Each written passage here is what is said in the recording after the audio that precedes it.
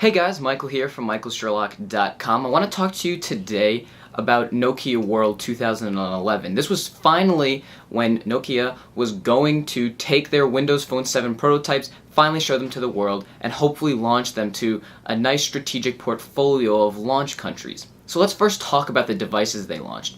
First up was the Lumia 710.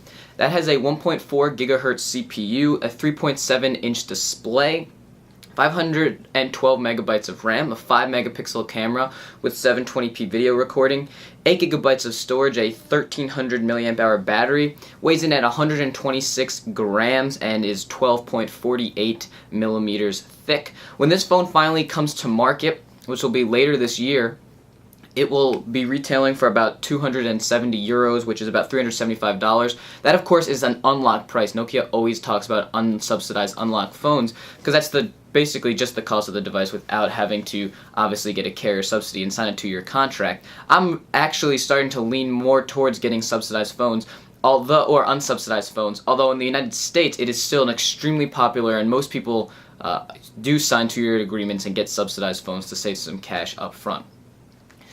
So that was kind of like the lower end Windows Phone 7. Of course, these are Mango, so 7.5 devices.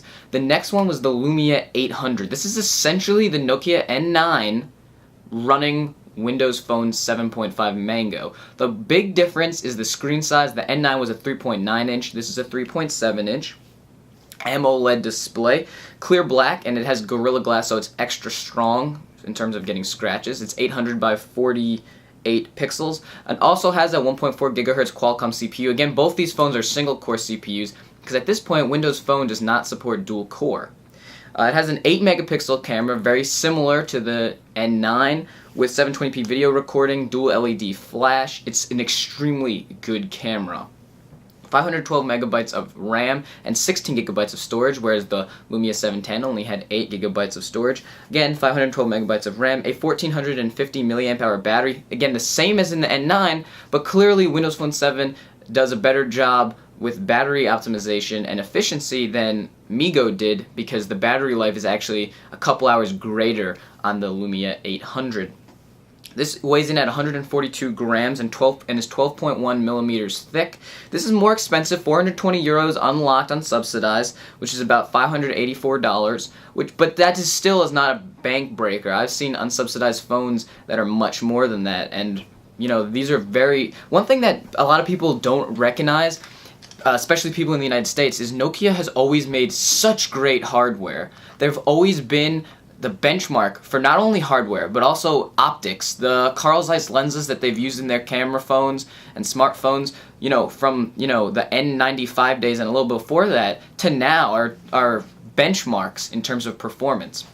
Now, I wrote a blog post on michaelsherlock.com, the fact that these phones will not be launching in the United States. They'll be launching in several strategic markets in November and then December of this year, so it's actually a pretty aggressive rollout, 2 months, but neither of these phones, we've now gotten confirmation, will come to the United States. The one sliver of hope we have is Nokia and Stephen Elop specifically mentioned a portfolio of products, that's a plural word, products, for early 2012 with Nokia and Windows Phone in the United States market. They also went on to mention LTE and CDMA devices as well. So what Nokia really needs to do is get that US market, and I'm really bummed that this isn't happening now. I think that's really a problem. But when they finally launch next year, they really have to be aggressive. The marketing machine has to be behind it. Nokia has, in the past, done a really bad job with smartphone sales and smartphone market share in the United States. Although, a couple years ago, they were by far the top worldwide. They've lost that stature, sticking with Symbian, which was a big issue. Now when they finally launch in the United States early 2012, I'm expecting some really quality devices. Right now the Lumia 800 is really a very appealing device. If you're in one of the countries that this is launching on, you can see that on michaelsherlock.com. If you're in one of those launch countries, I would definitely go ahead and pre-order. I mean, these devices are quite appealing. The Lumia 800 is an extremely elegant device. It fits comfortably in your hand. It does a great job with all the functions you want, and it's running the latest version of Windows Phone, which I've used Windows Phone in the past, pre-Mango, pre-Nodu, I believe, and that was kind of appealing. I enjoyed it, but now all the flaws I've had with that, multitasking, etc., have all been resolved in the latest version of Mango, so I definitely think it's something you should check out. Honestly, Nokia World 2011 was a little bit of a bummer for me just because Nokia still isn't making the United States their top priority. But when they finally make it a secondary priority in early 2012, I'm expecting some really stellar things from Nokia.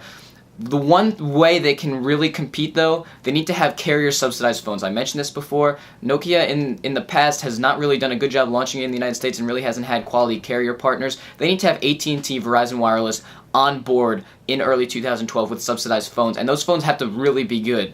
LTE, I wouldn't be surprised. 4G, maybe HSPA for AT&T's network if they're not really comfortable with LTE at this point. But they really need to do that, and they really need to have a lot of marketing hype behind them. And in that case, when they finally do that, I'll be quite excited because I've always loved the hardware that's come out of this company, and now they finally have some software to go along with it. So it's a really exciting time to be a consumer. I'm Michael Sherlock from michaelsherlock.com. I'd love to hear your feedback in the comment section below about Nokia World, about them not launching in the United States, and about these two hardware devices that they have announced and will be shipping later this year. Thanks for watching, guys, and have a nice day.